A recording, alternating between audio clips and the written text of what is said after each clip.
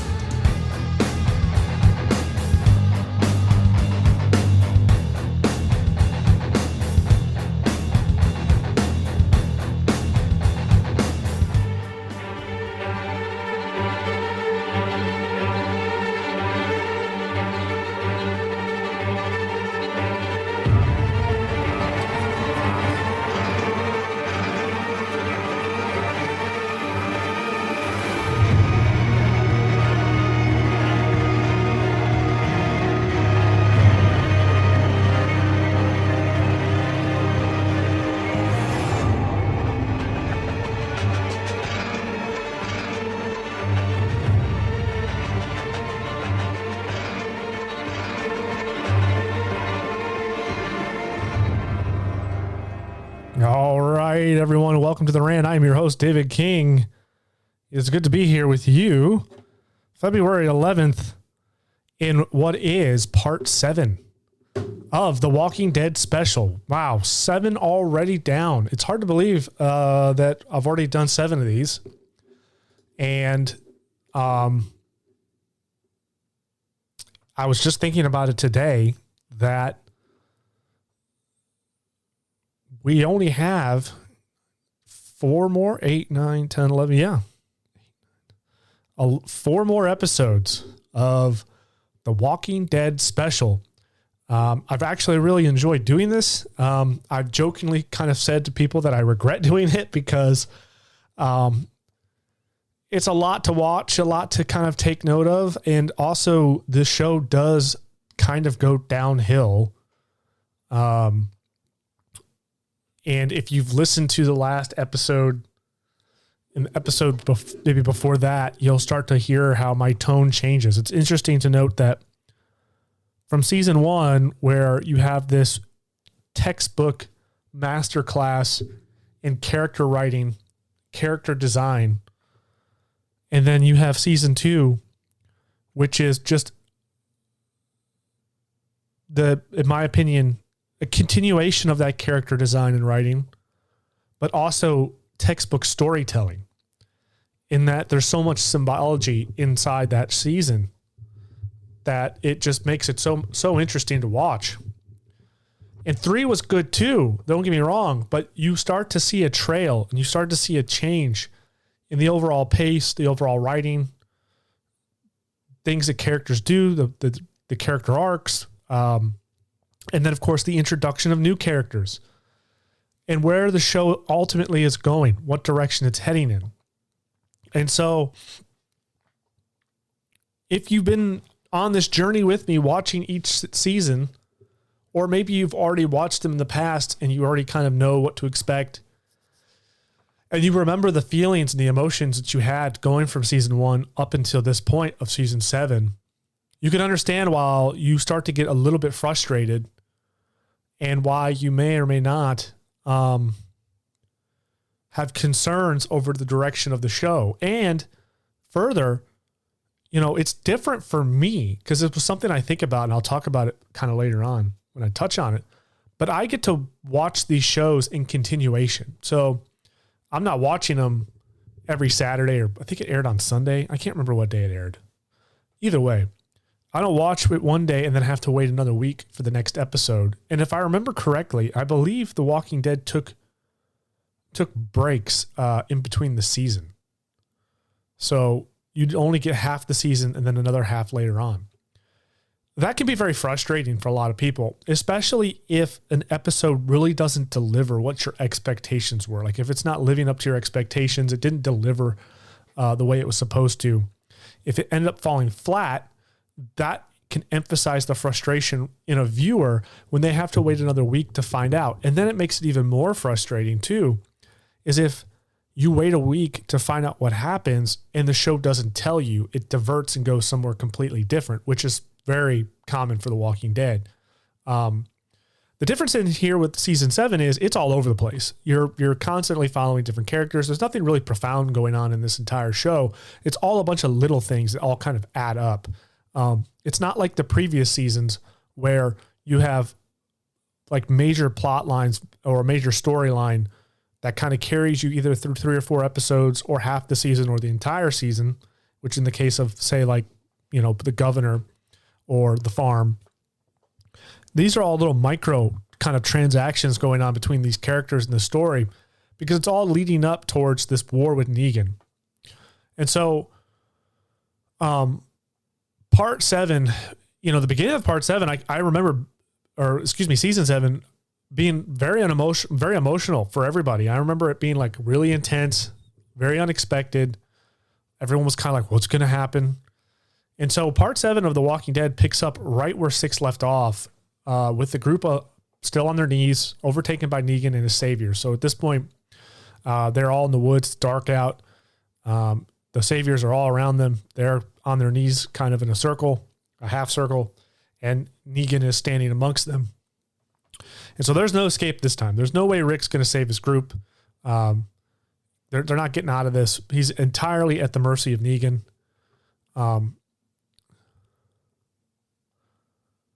You know, I feel like this episode is very important because it kind of shows just how powerful Negan is. But this one gives us a little bit more insight into his brain. You know, Negan, he's smart, he's arrogant, he's very confident. He also, you know, much like the governor, he comes across as a little bit charming. Now, I know in episode 1, he's not somebody you would say is charming or endearing. But as the show goes on, you'll start to see that he does have this sort of charm about him, which makes him very likable. You know, he's got this sort of swagger about him, you know, one that would attract people to follow him. You know, you don't really get to that level of power simply through force. You could, in theory, but it'd be very difficult, especially in this world, to get to that sort of level through power, that level of power through just physical force. He had to develop that much like Rick did. You know, he had to develop his leadership abilities, similar to the way Rick had to develop his. They all had to go through their own trials and tribulations to get to that point, you know? And so Negan has done that. He has this sort of swagger. He has a sort of this charming ability to get people to follow him. Yes, he does rule with an iron fist. We'll get more to that later. But one thing too I thought was interesting is, you know, much like the eyes of Rick and others in previous seasons showed how they were mentally losing it. The show does a very good job of portraying Negan as a strong and confident person, almost entirely through his body language. So without him even speaking a word, without him even doing anything, all you have to do is look at his body language and you'll know that this guy is smart and confident and competent as a leader. You'll notice that he stands upright almost more than normal, causing him to kind of lean back a little bit and look down his nose just about to anyone he talks to, which is pretty easy for him to do because he's taller than most of the folks around him. He also never takes his eyes off of yours. Notice this when Negan talks to somebody. Whenever he's talking to anyone, he looks them dead in the eye and never looks away. This is a huge sign of confidence, but it's also him sizing that person up. You can always see the truth in anyone through their eyes, and often prolonged eye contact can reveal quite a bit about another person. So if you ever really want to have a deep conversation, you're trying to get something out of someone, you just stare at them long enough in the eyes and you will find out what's really going on. You know, and generally speaking, people who tend to do this all the time, like look at your eyes, like every time, are usually psychopaths, or at the very least manipulative and controlling narcissists. That's generally the case because there's a lot of control. It's a very powerful thing to look someone dead in the eye and talk to them.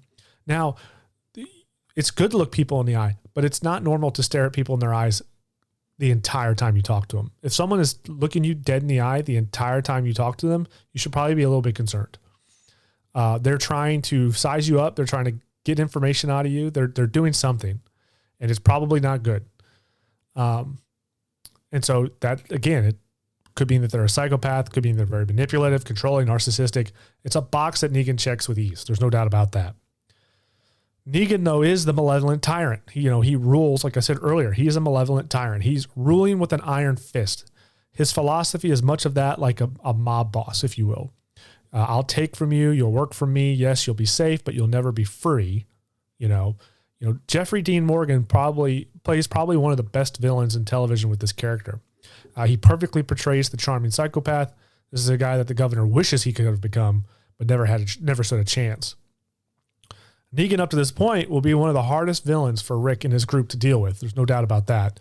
He has the numbers, the resources, and the wherewithal to take Rick out at any moment. There's no doubt that the Saviors is the largest army and the largest group that Rick has ever had to face. And not only that, the strongest, most competent group that Rick has ever had to face.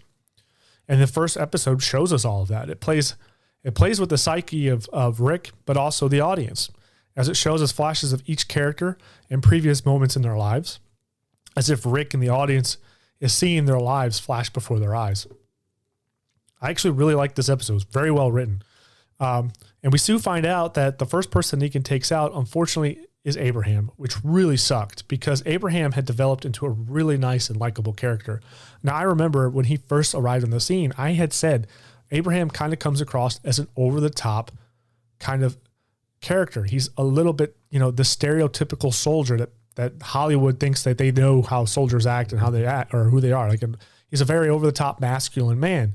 But they kind of leveled him out a little bit towards the end of the previous season. They made him very likable, very funny, and in many ways relatable. And so to see him get killed off was really, it just sucked. It did not, I hated that the show took him out, but felt it was a powerful scene. And it honestly made you think that none of the Rick's group, in my opinion, was safe. If they took out Abraham, it's like, well, okay, who else are they going to take out? I felt like any one of them could have been next on the chopping block for sure. And unfortunately, sadly, Daryl at this point snaps and punches Negan, which is obviously going to piss Negan off. And because he leads by power and force and cannot have someone attacking him without consequence, he must now take another group member out. Without hesitation, he hits Glenn over the head. And this is another, I remember when I first saw this scene, when this season first aired, and how shocking it was. Nobody at all ever expected Glenn to die. Abraham, that was crazy, but not too far. It's not too far off your wall to think that Abraham could get the chopping block at any moment on the show. But Glenn, Glenn is one of the most beloved characters of the series. He's been with the show since episode 1 of the first season. He was one of the longest running characters besides Rick. There's not too many other characters on this show anymore that have been around since episode 1. Glenn has had a massive character arc. He went from kind of being the scrawny, wimpy kid, or the wimpy kind of guy who's good at getting in and out of places and scavenging, to a very strong husband capable of holding his own and going, fisticuffs with any man. He could throw a right hook. And so he's grown into this very mature, strong character. He had a really great character arc. They wrote him out very well. He was a kind soul, willing to take the fight when necessary, but also willing to show mercy and forgiveness. He was a very unique character in that regard. I never would have expected that the show would have taken Glenn out, especially with the history in the last season, and that he has a baby on the way. So it was very unusual to see Glenn be taken out of the show like that. But I also felt the same way with Lori too. When she died giving birth to Judith, I didn't expect that to happen. But of course, that we all know that she kind of got written off that show for political reasons. I don't think that's the case here for Glenn. He might have just been tired of being on the show. Like I said, he'd been there since season 1 of episode 1. So he's been a part of the show for a while. So now at this point, the viewer really believes any of the group could be next. I certainly did, and maybe even Rick. The show kind of makes us believe that Negan took out all of the group and left Rick to himself as Rick is being tormented and messed with by Negan outside the camper. So there's this huge scene, Negan's just like, come on, Rick, we're going to go for a little ride. So Negan takes Rick away and just kind of messes with him, little one-to-one man-on-man talk and takes Rick's little hatchet and throws it out the camper and says, go get my hatchet, Rick. And, this scene's kind of strange because you go like, why are we doing this? But really the whole point of that scene is just Negan showing his dominance. The fact that I'm going to tell you what to do and you are going to listen to what I have to say. You're going to follow my orders or you're going to die. As simple as that. And so during this whole process, Rick has this like flashback. We don't really know it's a flashback, but it makes it seem as if Negan took everybody else out and just left Rick. But we later find out that was just Rick thinking the worst possible situation if he had not listened to Negan at that moment and got the hatchet. The entire episode, in my opinion, was so well done. It's probably one of the best episodes of all of the series, certainly the top 5. So when you think of like, if you break each season down to an episode, I think this one's probably in the top 5 for sure. It was really good. It perfectly captures just how powerful of a psychopath that Negan is. It portrays the raw emotions of the characters and how absolutely terrified they all are, and then how broken they become when Negan takes 2 of their own. The emotions of those characters, you start to feel that way by watching this scene. Like you're nervous, your stomach starts to turn and get the butterflies. Like you're like watching this thinking, man, who's going to get the bat? Like I don't want any of these people to die because we've all become emotionally invested in these characters. And so to sit there and go, oh man, I don't like, is there going to be like a saving grace? Is someone going to come out of the woods and save them? Like what's going to happen? This is crazy. The entire episode really is an emotional roller coaster for the audience. As we sit there and we wonder who's going to get the bat, and then seeing Abraham and especially then Glenn get it, it never lets up either. It's constantly pulling the audience in one way or another. It never lets you up for air. It never gives you a moment to kind of calm your nerves. So when you're watching this episode, you're like, holy crap, man. First Abraham, now Glenn, what's next? And it just constantly keeps throwing it at you. And then to top it all off, it hits you kind of right in the feels with a vision of how life could have been as the entire group is sitting around at a dinner table and Glenn is holding his son. So that's like oh, dang, what could have been, and it's kind of sad. It kind of makes you really miss Glenn. It makes Glenn's death even harder when you watch that scene, because you think about that, because that is a relatable situation for anybody, because we all want the best for each other in our lives. We think about raising a family, whatever. And that's that scene where they're all sitting at the dinner table, serving food and being a family. Well, that's like the best possible outcome for the group. And that's what we want for the group. We've been following them around since season 1. And it just seems like no matter what, the world just keeps throwing haymakers at them. And in that scene, it's like, well, if they could just get a break, look what it could have been, but now it can never be that. And so, it just was a perfectly well-written episode. I mean, if it doesn't make you choke up a little bit, then you might want to check your pulse, in my opinion. But at that moment, you can feel and relate to the characters greatly. In my opinion, I could anyway. You could feel their anger, their sadness, their anxiety, all in one, just in that episode. And very few shows can do this to an audience, but The Walking Dead nails it here perfectly. I mean, it's very rare where a show can really get you emotionally invested to a point where like this is causing you some pretty serious anxiety. You're like, oh my gosh, what's going to happen? I only wish though that I could keep carrying the praise for this episode on through the season, but unfortunately we get smacked over the head with episode 2. So right when the show was gaining some great momentum and riding on this emotional high of Negan and Rick, they do what they always do best. They break away and show you something that you just absolutely do not care about. It ruining the pace of the show and ultimately taking away from the impact of episode 1. It is so frustrating. Episode 2 cuts over to Morgan and Carol, who are now in another community that we find out is called the Kingdom. That's now the third community that we have run into. As Jesus said, the world is about to get a lot bigger. So now on the surface, the Kingdom seems like a normal community with gardens, people working and surrounded by walls and buildings like anything else. It's very similar to Alexandria. But Morgan tells Carol there's more and takes her into a theater. So she takes her into a building to meet the leader of this group. And this is where we meet Ezekiel and his, well, pet tiger. What the F?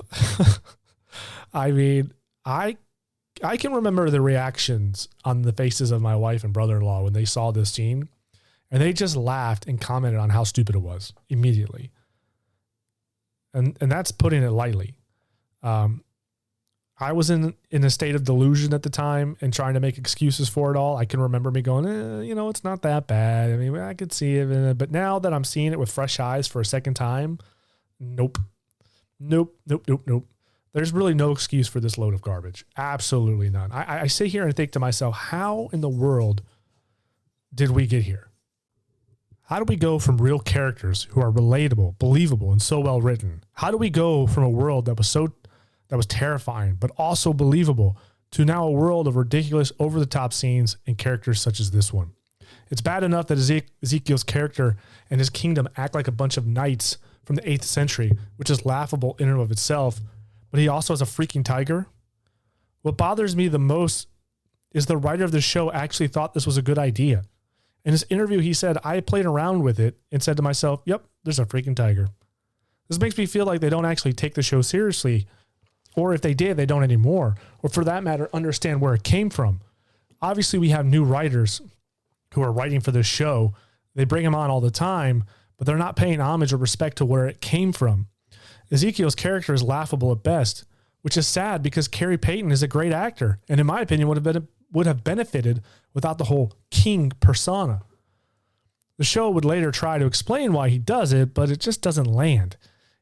I'm sorry, but it's not believable that anyone would take you seriously and follow you if you were acting like some ridiculous medieval king stereotype in the apocalypse. That just would not happen. And things are frankly too serious to be playing pretend, at least in my mind. Remember, we're pretending like this show is real, right? I know it's a fictional story, but in a fictional story, there has to be some believability, and there's just nothing believable about King Ezekiel and his story. And the tiger, yeah, sure. A tiger's just chilling on a chain and minding his own and not trying to kill or eat anyone. The idea that you could befriend and have a tiger as a pet is very unbelievable in a normal world. The real world, for that matter. And worse, because it's in a time where food is scarce and eats the equivalent of 4 grown men. So how does he feed this giant animal? Well, he can't. There's no possible way. It would become a burden on the kingdom to keep this tiger fed, and thus the tiger would either eat him or his people. And the moment that tiger gets a taste for human food, well, it's all game over from there. Now, that would have been a great way to show how nuts the king was, as if he was secretly feeding people to his tiger, but much more believable if the tiger is caged up and fed Ezekiel's enemies. That's more believable. But anyway, it's so over the top and such a huge diversion from what the show has been that it really just ruins what the kingdom could have been. Surprisingly, they made probably one of the best episodes in episode 1 and then equally the absolute worst episode in episode 2. I'm sorry, but it's hard not to laugh and just wonder what the hell the writers were thinking. We're a long way from the expert masterclass in writing from the first 2 seasons. That is completely for sure. Why do people make such bad decisions, especially when they have time to actually think about them? How the hell does this make it into the story? Where was the executive, the director, or whoever, to tell them that this entire idea of a kingdom, tigers, and people acting like they're from the medieval times was an awful idea and would degrade the show? Where was the person to tell them we're not doing that? But anyway, after all that stupidity, Carol eventually gets what she wants. She wants to leave. So Carol wants to get away from everybody, wants to get out of the kingdom. And after all that stupidity of dealing with the king and the tiger and all that stuff, Carol eventually gets what she wants, and she ends up at a nearby house alone. Apparently, she just can't take it anymore and has suppressed her inner monster. As we've been speaking about, that's been the theme of this series, finding your inner monster, and is willfully alienating herself from the ones she loves so as not to have to kill, to protect them, or suffer losing them. A path that is extremely unhealthy and will only lead to would only lead a person into further insanity, right? This is true for real life too, the real world. If you become a hermit, see how fast you decline mentally and lose your ability to communicate to others. It's clear as day. We are social beings. That's who we are. We are meant to love and to take care of one another and to have fellowship. Without it, our brains will fall apart. I don't care how introverted you are. You still have to have some human interaction. And so after that just atrocious episode, we move on to Daryl and his situation, which gives us a first look at the Savior's main compound. So Daryl got taken back to the sanctuary. From the first glance, we can already tell the Saviors are very well established. They live in what looks like an old industrial plant with high fortified walls and no real easy way in and out. The entire perimeter is set up with walkers on chains and stakes to make it hard for the living to get in. Daryl is basically thrown in a utility closet with no light, food, or water. Dwight, the guy that betrayed him, is the guy he tried to save and now turned on him and killed Denise as well, and has shown us that he's a real grade A douchebag, is in charge of watching over him. The episode does a great job of showing us that the men and women who work for Negan do pretty well. They can take what they want and live in a nice little apartment-like room, so they're well taken care of if you are directly working for Negan. If you're a worker, though, that might be a different story. You're going to probably struggle to earn enough points to get what you need, but you do what you can. Negan is basically messing with Daryl and trying to break him in order to get him to join his crew, but Daryl resists the entire time because he's Daryl. He's a badass. Meanwhile, the group is back at Alexandria licking their wounds when Negan and his group show up. Negan comes to collect half, as he said he was going to do, but really is taking just about everything and anything he can, including all the weapons from the armory. Now, I'm not the smartest man in the world, but if Rick knew the Saviors were going to come, because they said they were going to come, they were going to start collecting, and they were going to take things.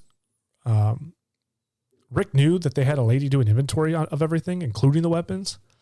The first thing I would have done when I got back was hide weapons, ammo, and some food. Essentially, I would have created bug out bags for my group. That's what I would have done. And I would have had that lady doing the inventory to destroy it. Destroy your list and ditch it. Don't worry about it anymore. It's not necessary. We're not going to need to do it. Just get rid of the inventory. So they could lose the records of what weapons and what food were taken. That inventory list ends up biting them in the ass. And these bug out bags would serve the purpose in the event that they cannot provide, and knowing Negan's going to kill one of them, they can either take the weapons and fight them, or in the case of the name, they can bug out and leave. I would have hidden as much of that stuff as I possibly could have from a strategical standpoint. Rick was pretty caught off guard by Negan's arrival, so there is that. And this episode further kind of pours salt on the wounds of Rick's group and the viewer as Negan continues to mess with everyone, harassing the locals and taking everything they want. So in other words, you just continue to get more frustrated at this point because as a viewer, you're like, I want resolution. I want Negan to be stopped, but he's not. And he's just continuing to make things worse by taking more and more and causing more pain on Rick and his group. Part of me was just kind of hoping that Rick would just say, screw it and just take Negan out, even if it meant losing his life. You kind of get in that moment where you're like, dude, just someone step up, but nobody of course does. That wouldn't be a very compelling story if they did. Negan continues to show his power and lack of fear of Rick by letting Rick hold Lucille, his bat, the entire time he is there. There's no bigger slap in the face than making someone hold your bat that they used to kill your friends and knowing there's not a damn thing you could do about it. And Negan does this often with his enemies, and that's really, like I said, that is the ultimate FU. So the Saviors take all that they want, including all the mattresses and much of the furniture, and they head out.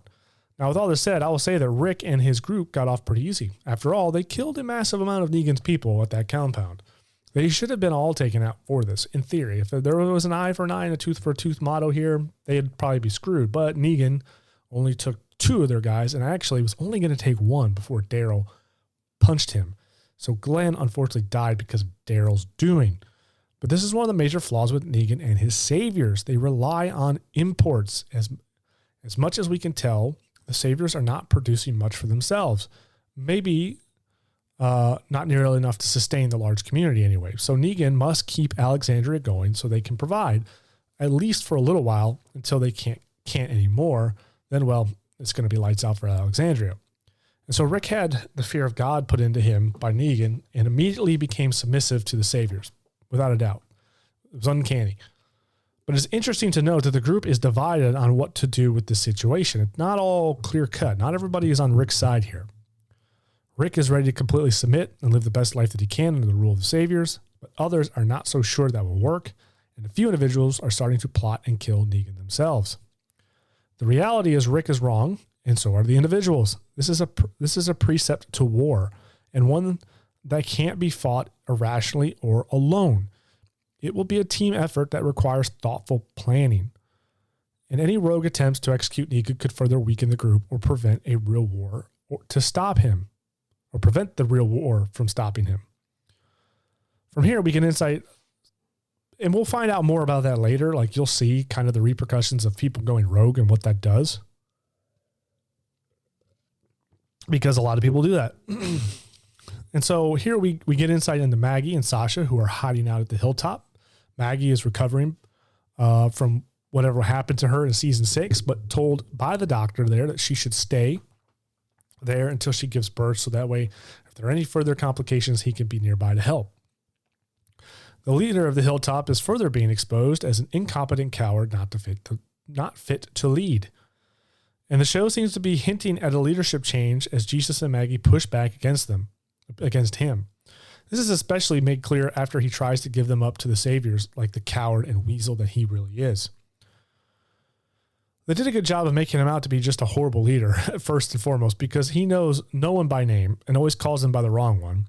How this guy managed to survive and be a leader to this point is beyond me. He must have a camp full of the most agreeable people ever. That's the only thing I can think of. Gregory as a character is a bit over the top and too incompetent, I think. Rick is the natural leader who attracts those around him to follow and listen. He does this through knowledge and stepping up. Negan rules with the iron fist. He's kind of the malevolent tyrant. People follow him mostly out of fear. But Gregory, he's just an incompetent boob.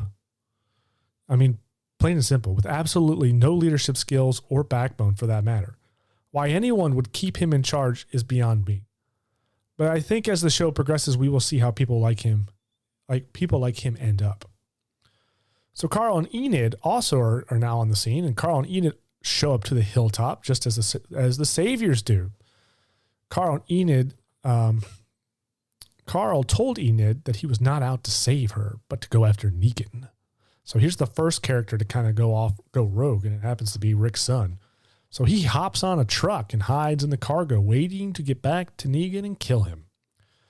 We don't find this out, of course, until Jesus hops into the back of the truck in order to track where it's going and find out where the main compound is. This was a great ending to that episode as it was suspenseful and interesting, but unfortunately, as always, The Walking Dead, again, cuts away and gives us something else. I won't say it's something we didn't want, but let's be honest, the Tara on the beach thing was just boring and silly. But again, with 16 episode seasons, you got to fill the space. You got to do something. And there we are with Tara passed out on the beach, and two people, a woman and a psychopathic little girl, find her.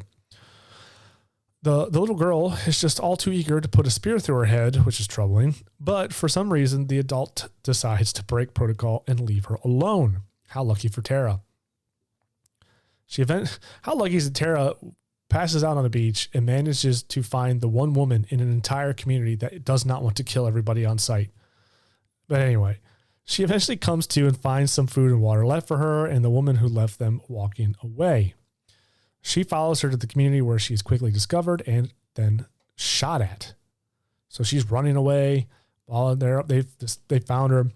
And lucky for her that none of these women could hit the broadside of a barn with fully automatic rifles. Go figure.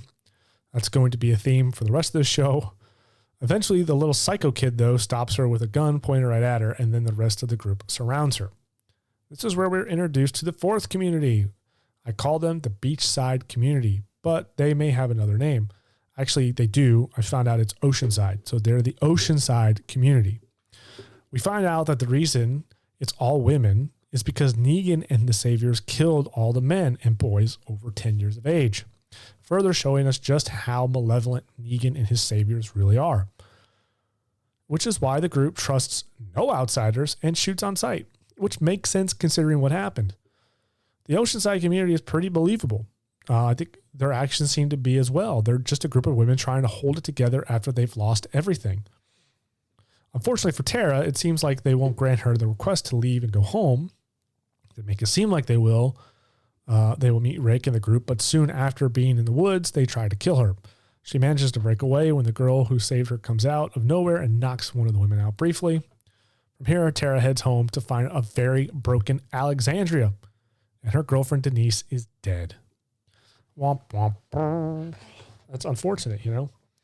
It really is. But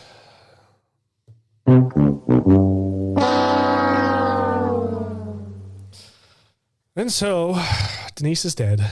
Oh, the show continues with a lot of good filler that builds up the tension between Rick and Negan, which is what most of this season is. There's a lot of like in between and things that aren't really worth mentioning.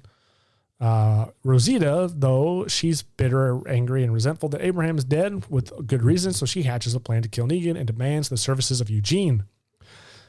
She wants Eugene to make him a bullet. So they set off to make a bullet at the bullet factory that Eugene found. Well, it's not really a bullet factory. It's just a machine shop. And then Rick and Aaron are also searching for supplies for Negan. And Jesus and Carl are headed to the compound. So they're still riding in the truck. Carl convinces Jesus Jesus makes the point that they need to get out soon, and Carl kind of goes along with it. So Jesus jumps out and eventually gets left behind by Carl. Carl eventually shows himself to the Saviors as they are unloading the truck and shoots and kills 2 of them, only before being stopped by Negan. Even though he really wasn't stopped, this scene is kind of interesting in that Carl really only cared about killing Negan at any cost. He could have. That's the idea. Like Carl's setting off to sacrifice himself. That's the only reason why you would freaking get in this truck and go by yourself. But he doesn't. He could have easily pointed the rifle at him and bam, he's dead. But there's nothing stopping him from doing that. Nobody's really doing anything. Because he's like, I want everyone put their guns down. I want Negan. And they're like, oh, we're okay. Even though there's only one of you. So he has nothing really stopping him other than being shot at by the Saviors after he does it, you know? But in theory, he's a dead man walking at this point anyway. So just pull the trigger. I mean, what do you think is going to happen when Negan finds you and finds out that you were attempting an assassination on him? This is just one of the many instances, in my opinion, where Negan could have easily been dispatched, but for some reason the characters like Carl just kind of locked up and said, screw it, I'll just die for nothing. So Carl, doesn't pull the trigger. However, he earns some respect from Negan because he shows, because this little kid, he's not a grown man. He risked his life, got in the back of this truck, takes some balls to do that. And so he ends up taking Carl into the sanctuary and showing him around. And this also, again, gives us more insight into Negan and how he runs things. He's the malevolent tyrant ruling with the iron fist, punishing anyone who breaks the rules with nothing other than a death sentence. Carl kind of there's a death sentence and there's also the iron. Carl witnesses this when Negan burns a man's face for sleeping with one of his wives. So, sometimes it's death, sometimes it's the iron. You decide which one's worse. But anyway, eventually Negan piles everyone into a convoy and heads to Alexandria with Carl in tow. Rick's not there because he's with Aaron, still hunting for supplies. And so Negan makes himself at home while he waits, making Carl spaghetti and forcing him and Olivia, the clerk who handles the inventory at Alexandria, to sit and eat with them. Negan also seems to shower and shave while he's there and takes special notice to Judith, Rick's little baby. Which is interesting to show that, Negan has kind of a soft side. In very, very little there, soft side. But he does kind of act a little bit differently towards Judith, which is interesting. And I'm wondering if that's a little bit of a seed for a future information on Negan later. But this is kind of where some things get interesting.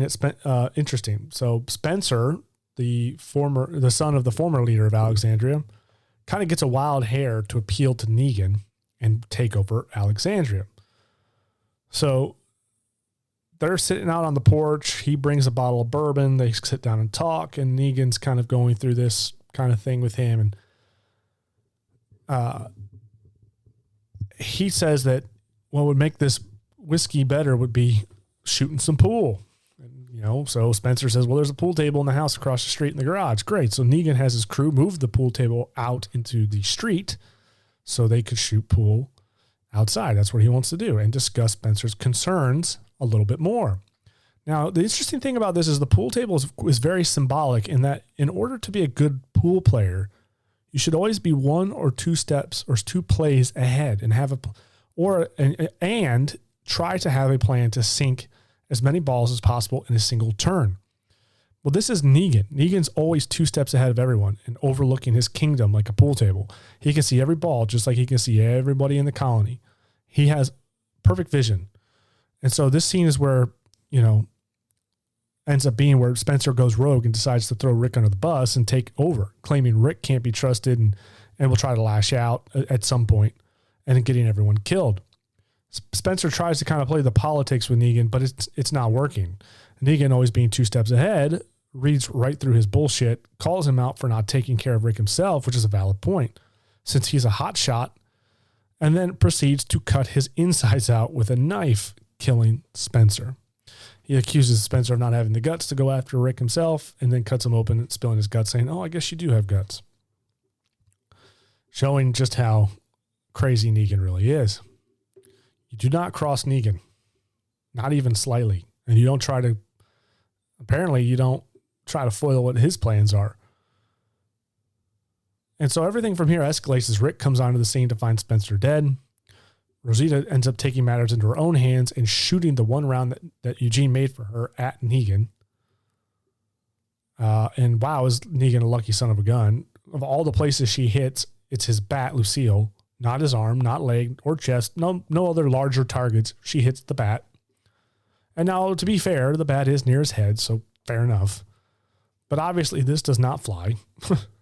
So here's example number 2 of somebody going rogue against Negan. And of course, why would it? Why would this fly? It would not. Any person, irrational or non-irrational, would probably be pissed off after being shot at. But Negan is smart, and he notices that the bullet is custom made and demands to know who made it. Rosita won't tell, but Eugene eventually confesses to it. Negan is pleased and informs Eugene and Rick that Eugene will be going back with him to the sanctuary.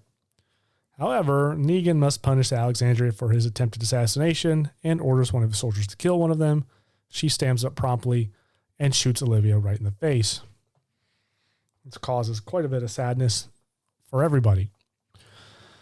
Negan once again leaves Rick and Alexandra terrorized, and at this point, everyone has kind of had enough. I think that was the straw that broke the camel's back, and Rick is beginning to realize that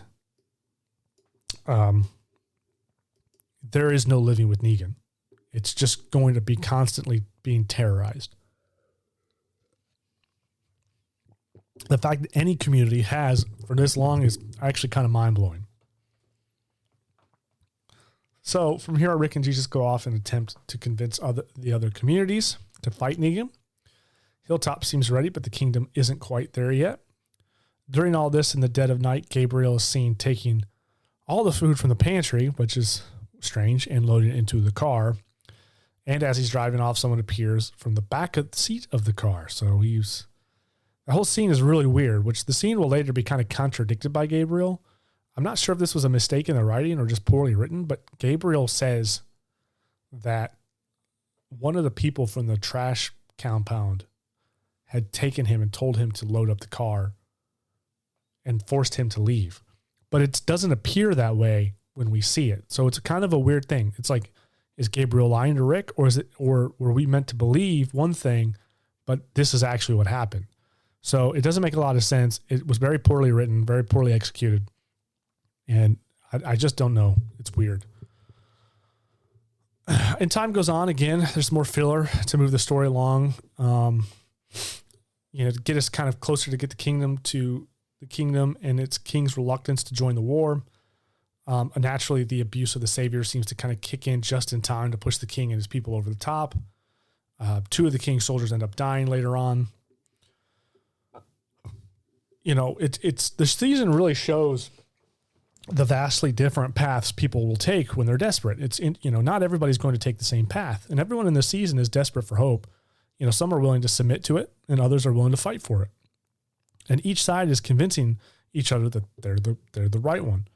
But as with any group under the boot of a tyrant, everyone reaches a breaking point, and finally the kingdom agrees to join Rick.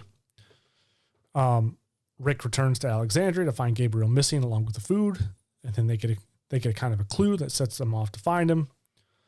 They end up tracking some footprints back to a salvage yard and are quickly surrounded by people with guns.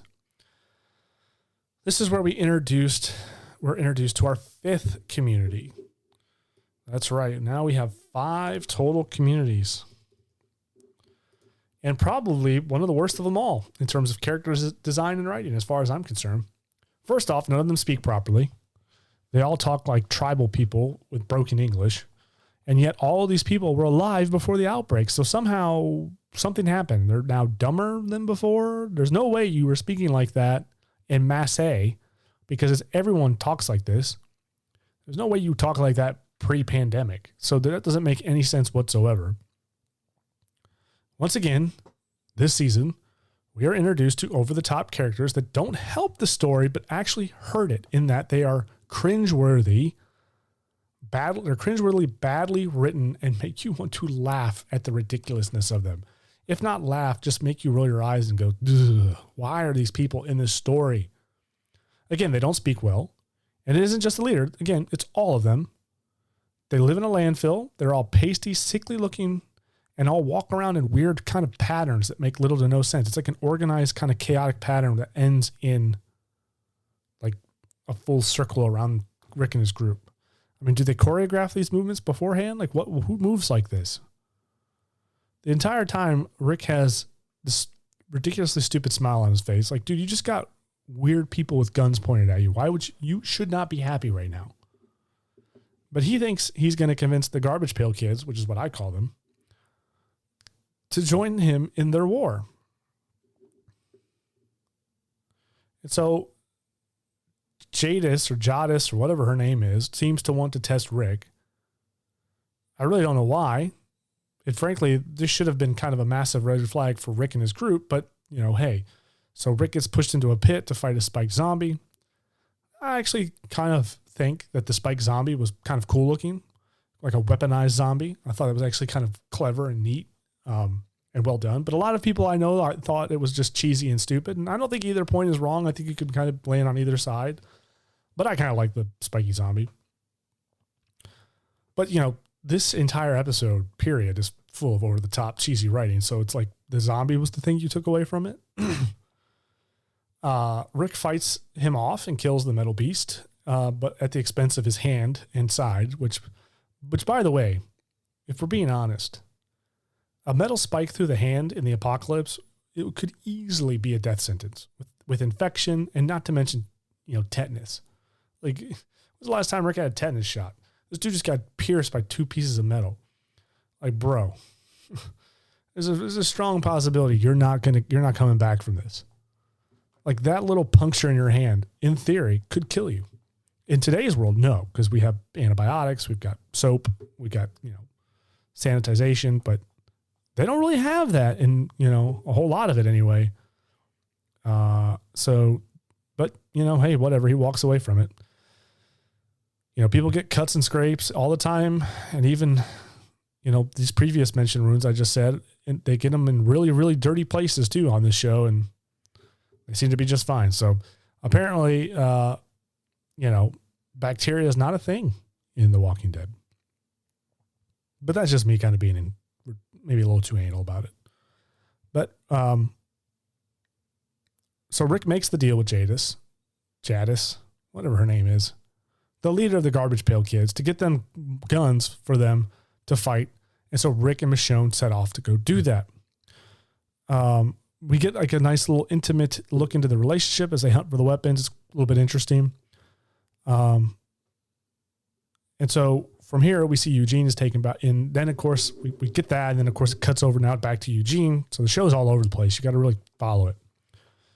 And it's hard for me to kind of go over this whole show without missing something, because there was just so many little stories that it's kind of hard to just outline it in one episode.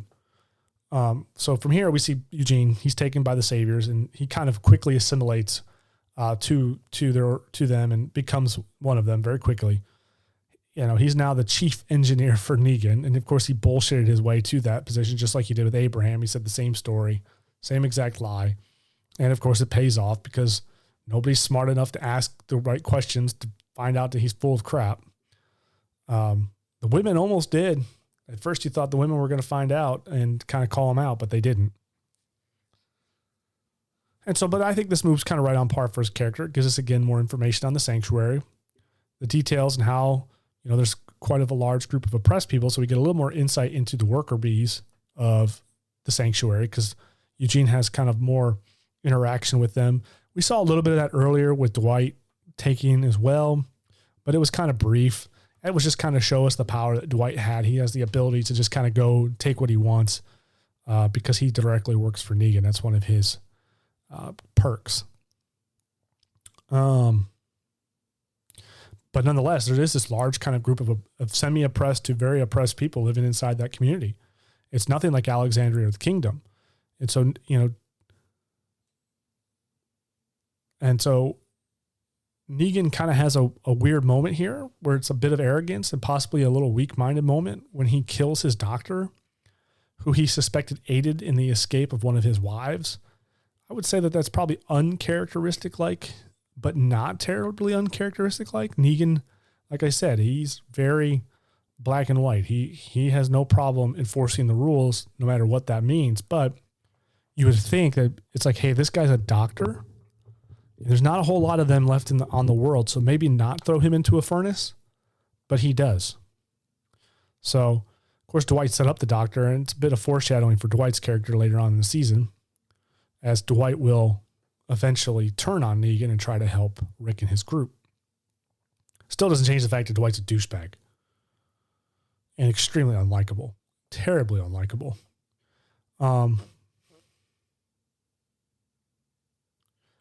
And all this is to say, too, as we kind of get more insight into the kingdom and how Negan runs everything, I don't think he's going to benefit very well from how he runs his ship. You know, a tyrant can only stay in power for so long, period. Eventually, someone stronger comes around to knock you off your throne, or worse, if you get weaker, like let's say you get sick, your generals or someone nearby you will be more than happy to take you out. Now, the very key thing for Negan is, even though he kind of rules like the tyrant, he treats those closest to him very, very well.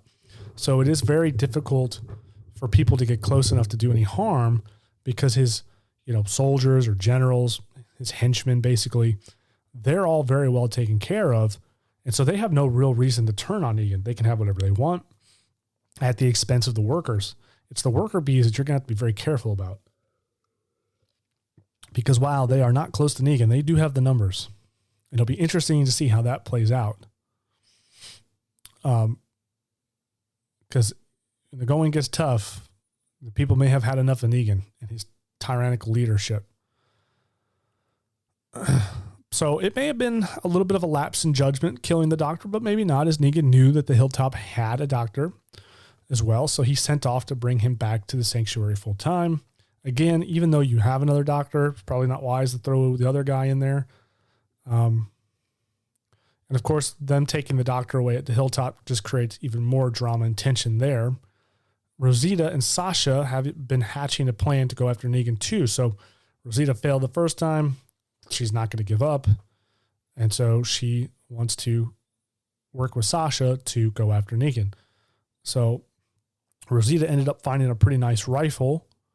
You know, they ended up kind of going back to Oceanside, and it was a really ridiculous scene where they threatened everybody at Oceanside and then somehow come out making friends with some of them, but they got all the guns and took all the guns from Oceanside, and which is kind of ironic when you think about it, because Rick comes into Oceanside and takes all their weapons.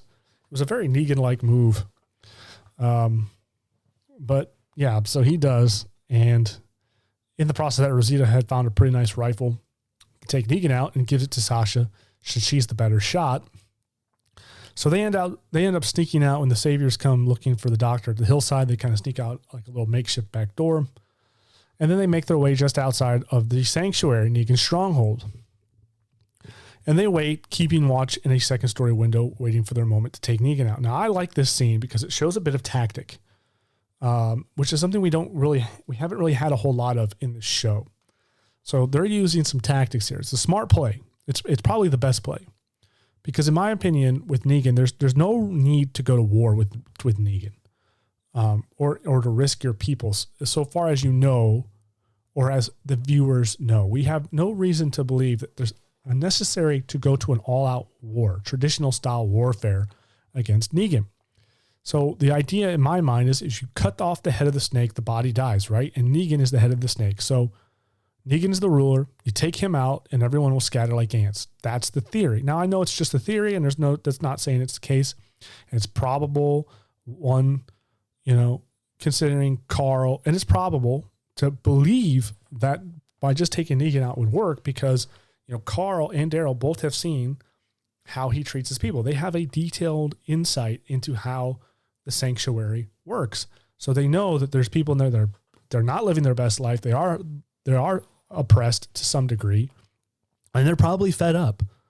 His death could usher in maybe a revolutionary coup inside that compound. You never know. It could inspire all those people to rise up and take over what's left of the kingdom.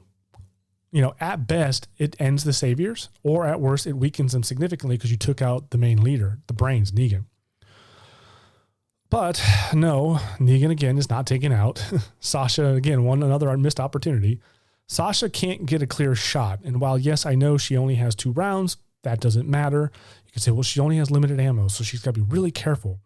It's like, no, it wouldn't matter if she had a full mag. Like, she's only going to get 1 shot. That's it. If you miss it, it's over. So you need to be very careful, and you do need to take the proper shot. So she can't get the clear shot of him. Eugene comes over the comm saying that they need more walkers for the wall and to go out nearby and search the building. So Sasha and Rosita just happen to be into one of those buildings. And so you would expect that they would probably temporarily fall back or hide until the crews leave and then go back to waiting for their chance. But they don't. Instead, they do something incredibly stupid, which is leave the perfect location to snipe Negan and go inside the compound after him. The odds of this being successful are at best 100 to 1. And those odds are significantly decreased when Sasha blocks Rosita from coming in with her. Sasha was never really a favorite character of mine. She was just kind of a character that existed in the space. I never really thought anything of her. To me, I consider her kind of a B character at best. She's just kind of there to help the story move along. I never really thought much of her. I did think she was a little annoying at times, and especially in these, she was a little bit annoying, a little bit whiny at times, and I think that these last 2 episodes really drive it home for me personally. She makes absolutely awful decisions that make little to no sense from the time she leaves that building and on, period. You are not helping. You are not trying to help. You either want to die or just that stupid of a character. It's one of those others. Like, you either want to die or you're just that stupid. There's no way in hell you're going to get Negan alone in a building that large that you have never even been in and is completely filled with soldiers. There's just no way you're going to do it. Do you realize how hard it is for a trained group of, say, like Marines or Navy SEALs to clear a building half that size with a fire team? It is nearly impossible. It is very difficult and very dangerous for a fire team to go into a building that they've never been in and clear it, even with more than one person. And here you are, one person, no formal training, and zero knowledge of the layout of this building. What do you expect to do? And of course, what happens? She gets caught and thrown into a cell, the same cell that Daryl was thrown in. But here we are. Negan loves her boldness and wants her to work for him. And now at first I thought, no way, man. You can't possibly believe that she would want to work for you. But, he has managed to get people to cross over before. So, why not again? It's very easily to believe that he can continue to, recruit people even after the fact that he's kind of terrorized them. For starters, Sasha did have for me personally, looking at it, it's like, I don't know, not with her. Sasha had some pretty big balls to come into that compound alone. And in my opinion, she's just too dangerous and too risky to keep around. I would have not tried to recruit her, but Negan does. And so we also get to kind of see the side of Negan we don't usually see, and that's a little bit of morality. It's kind of a soft moment, kind of similar to when we see him pick up Judith. There's a little bit of a other side to Negan that we don't get to see very often. And while this is not nearly as maybe sweet as the Judith scene, this is a little bit different, but it does show a little bit of morality where Negan walks in on one of his saviors attempting to rape Sasha. He shuts that down pretty quick, telling the guy that rape is not allowed, and then Negan properly kills him. Why is this scene important? Well, it shows that Negan has a bit of morality left in him. And yes, he is kind of a final solution kind of guy. There's no prison, just a death sentence, but there is still a moral code to him, which makes you wonder and actually makes Negan a little bit more interesting. It shows some depth. He's just not this bad guy running around hitting people over the head with a baseball bat. There might be a little bit more to Negan that we don't know about. And so, I say there is no prison. There's just death sentences here at the kingdom. There is the hot iron, don't get me wrong. But it seems to me that Negan is kind of the guy who is very, very strict on certain things and maybe a degree less stricter on others, but not by much. Yeah. So Negan shows a bit of morality and trust towards Sasha by leaving her. Then he leaves her a knife to either kill herself or the soon to be, as he called him, Rapey Dave, the zombie. So he stabbed Rapey Dave in the neck. He didn't actually kill Rapey Dave like completely. He'll come back as a zombie. So he leaves the knife with her and says you have a couple choices. You can either take yourself out, you can take out Rapey Dave, blah, blah, blah. She, of course, kills the zombie and then plays Negan's game just to kind of keep her along. All this seems normal. Seems like the right play. But she also tries to play Eugene by saying she can't handle hurting anyone at Alexandria because that's what Negan's going to make her do now that she works for him. So she now wants to take her own life because she couldn't handle living with herself if she helps Negan. Now we clearly see that she just wants a sharp object to take out Negan. She's trying to play Eugene. It's very obvious in her acting. But if that is the case, that you're just playing Eugene to get something sharp, why didn't you just use the knife he left you? I mean, he gave you a freaking knife and then locked the door. I mean, hide to the side of the door, and once he comes in, bam, you got him. But no, instead, she tries to convince Eugene for a piece of glass or something, which is weird. It's like you already had something. What's going to change if you have a piece of glass in your hand from when you had the knife? Are you going to wait? You're going to let him take you out and then get him later? Doesn't make very much sense. Instead, though, in kind of a twist, Eugene brings her a pill that he made for Negan's wives, because Negan's wives were going to try to kill Negan themselves. So he didn't give him the pill, but now he gives the pill to Sasha as a way out. Well, that didn't work out, did it, Sasha? I mean, to be fair, she couldn't have known that he would have brought in that. But again, she had a knife. You had the knife. You had your opportunity. This goes back to Carl. You knew you weren't going to make it. You had this idea that you were going to die taking Negan out. You're either going to get him or die trying. But yet you don't go through with it. You kind of hit a wall and you go, I'm not wanting to die now. I'm not going to die here. The writers have made Sasha seem very dumb. That is my problem with this entire final part of this whole show. They made Sasha out to be a very ignorant character, making really stupid decisions. Even though they probably think that they're making her look like a hero and smart, but she's not. She's not coming across that way at all here. So what does Sasha do? She gets this pill. What does she do? Does she live to fight another day? Maybe find another opportunity to get close to Negan and do something different? No. She ends up killing herself. The show, in its over-the-top stupidity, puts her in a coffin for her trip back to Alexandria, where Negan, I guess, is going to use her to send yet another message. And for the record, this is now, the third or fourth time Rick and his members of his group have tried to kill Negan? So why doesn't Negan just take out Alexandria and turn it into a work site or and have his workers tend to it and farm it out? It's not like Negan has to have them looking for stuff. He was surviving just fine before he met Alexandria. Alexandria and Rick have been the biggest thorn in his side since the beginning. Just take it over and use it as a satellite compound. I mean, heck, make it a vacation area for yourself, Negan. They have real homes, hot water, electricity. It's quite a nice place, much better than a factory. But no, Negan wants to just send another message. And this is kind of a weird thing. It's this sort of thing that kind of makes me question what I said previously. But I have to think, too, that Negan is also just that arrogant to think that he can toy with people and not face repercussions. That's the only kind of rational I have to this. Because at this point, Negan should just end Alexandria. They've gotten away with too much. Keep in mind, like, they killed like an entire group of people at a compound before Negan ever even showed up.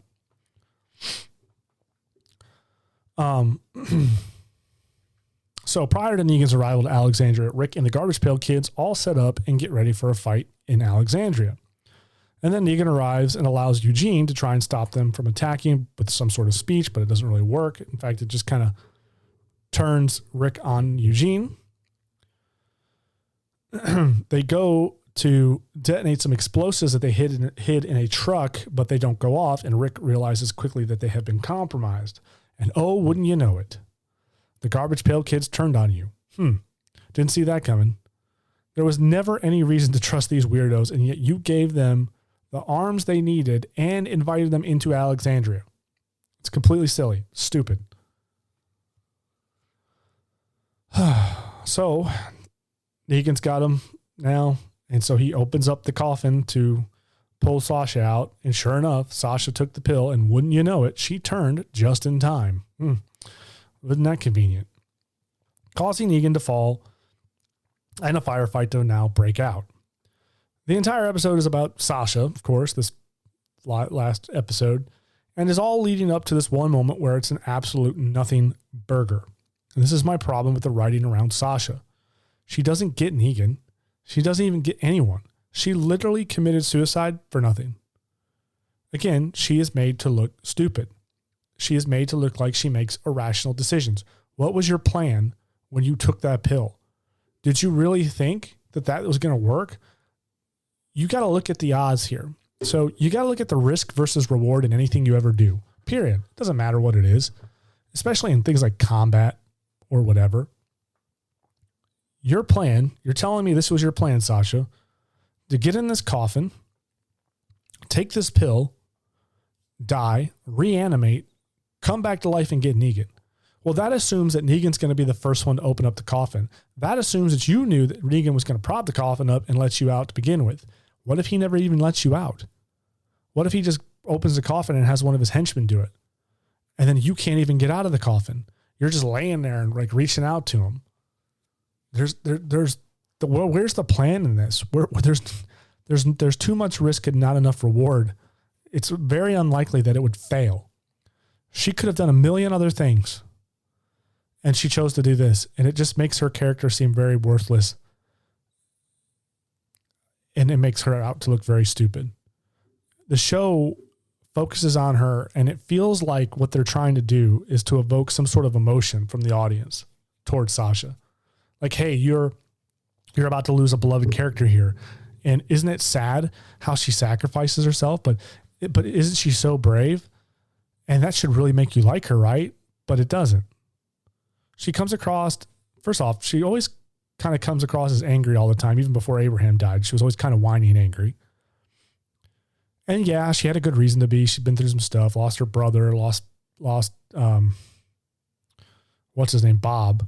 So she had reasons to be upset, but it was so over the top that it was very much annoying at times. And she was always making very rash decisions and doing things that could compromise herself and the group. Her actions to leave the sniper's nest was irrational, stupid, and ineffective. Her actions to commit suicide were also irrational, stupid, and highly ineffective. She was a wasted character. And the show never developed her to have such an emphasized exit from the story. The show never gave her the development or arc necessary for us to really even care. And the fact that they focused on her so much during this episode, it just made the episode kind of boring. And it was just like, I don't care.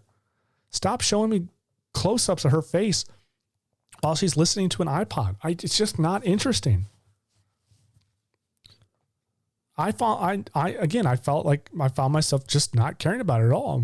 I wanted the show to move on to something more interesting, something like the overall story between Rick and Negan, the war that is brewing between Rick and Negan, not Sasha. It was a lot of Sasha moment for nothing. A lot of buildup and no payoff at all. It's just absolute poor writing, period. That's the only thing you can say about it. You know, Sasha, she could have been a great character with an amazing exit, but she did not get that, not even close.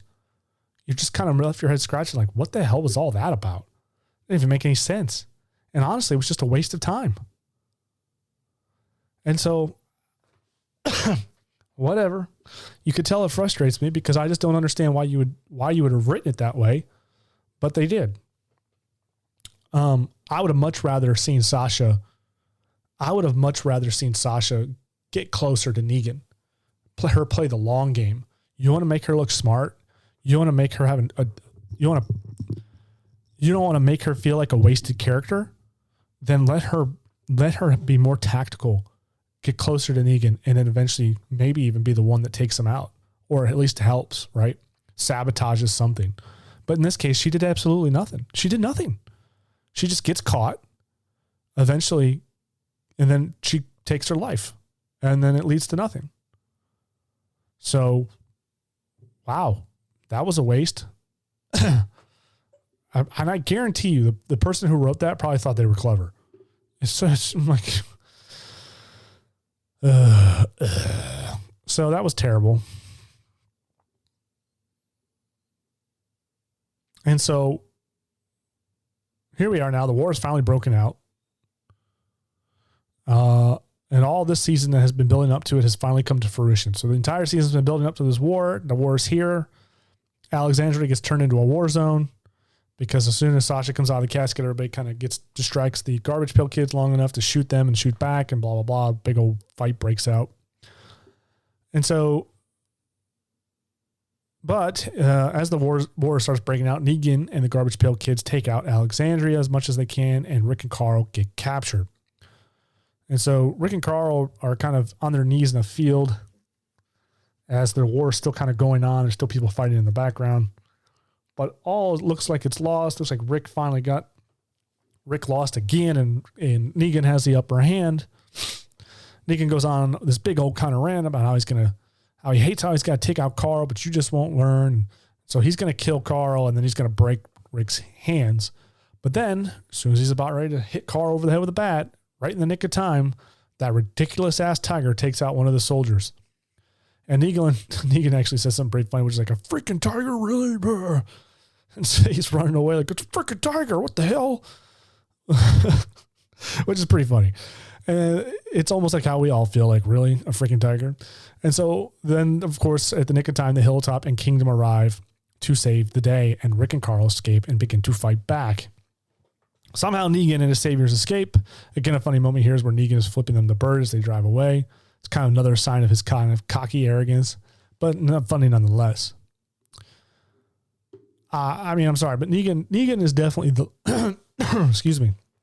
Negan is definitely a likable character for sure. In my mind, he's a damn good villain. And honestly, I would have rather see his backstory than watch this show progress on. Like, he is so much more interesting than the rest of these characters, even more interesting than Rick at this point, because we're not really getting a whole lot from Rick anymore. Rick has kind of hit his arc. So he's no longer that interesting. That when like a character like Negan comes around, you kind of find yourself wanting to learn more about him and follow his story. And I know I'm not alone on this because I've heard a few other people tell me in the past that they kind of wish the entire group was actually taken out at the beginning of the season and the show just kind of focused on Negan and his group. And fair enough. I mean, he's well written and he's an interesting character. And he's probably one of the best characters since season 2, as far as I'm concerned. The only one I could think of that comes to mind after season 2 would probably be like the governor. But even I think this guy's far more interesting than the governor. Because, I mean, what are we getting now? I mean, we're just getting over the top kind of stereotypical characters or just very bland characters that are not all that interesting. Sasha comes to mind in that. She had gotten very, very annoying and unlikable since the group got to Alexandria. That's for dang sure. And so the season kind of ends with a small victory. They end up pushing out the Saviors, and the Garbage Pail Kids escape. All three communities have allied to go to war with Negan and fought him off this time, for now.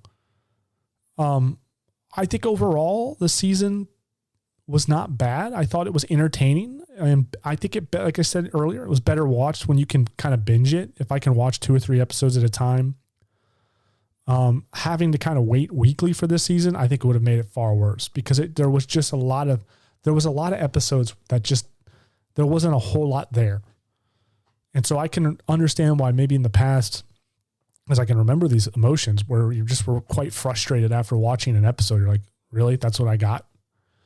And so a lot of that is this season. This season was just one big build up to the war. Unfortunately, sometimes you have to do that because you want the war to be the main focus. You have this big grand vision for how this war is going to go down and how much more interesting that's going to be, where Rick and Negan are fighting each other.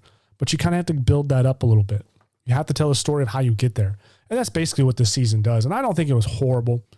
I think it probably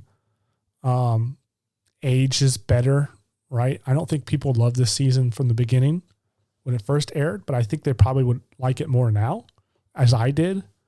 But certainly not that bad.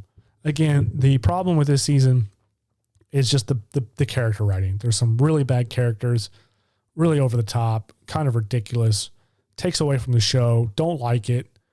I'd like to say it gets better in season 8, but unfortunately it's going to be a lot of the same. I've already started 2 or 3 episodes into season 8 to try to get a jump on it. And I can already tell you it's probably more frustrating than this one, in terms of the writing. So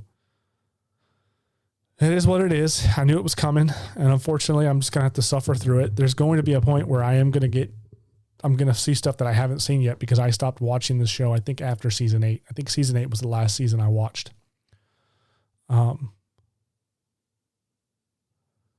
But all in all, not a bad season. Doesn't have very many strong plots or storylines, other than the group really being terrorized by Negan and eventually going to war. I've already said that. Pretty good.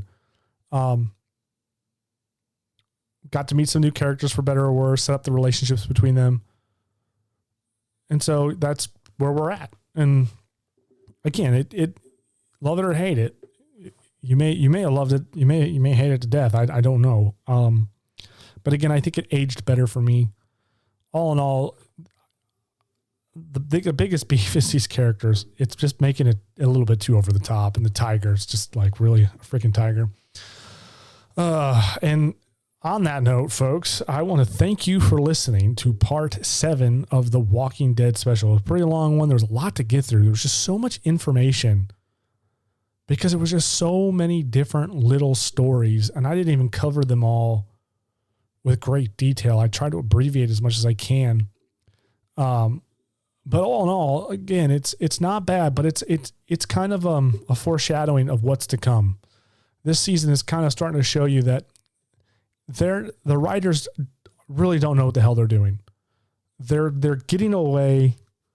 They've gotten away for 6 or 7 seasons now, but eventually they're not going to be able to get away with it for very much longer. They're not going to be able to kind of, because I don't believe that whoever's producing and writing these shows, I don't think is as clever as they think they are.